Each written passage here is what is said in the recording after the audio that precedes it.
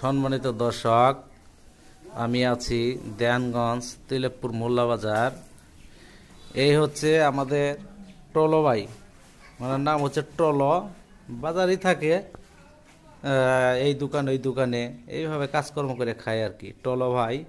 তো এখন আমি মূল বিষয় হচ্ছে যাকে দেখাবো সে হলো আমাদের কণ্ঠশিল্পী আনিস ভাই। আনিস ভাইয়ের কণ্ঠে একটা আপনারা সবাই একটা গান শুনুন দর্শক। আনিস ভাইয়ের কণ্ঠে একটা গান শুনুন। আনিস ভাই। বন্দি হইয়া কান্দে রে কান্দে হাসুন রাজার মোহন ময়নারি আমার কান্দে হাসুন রাজার মোহন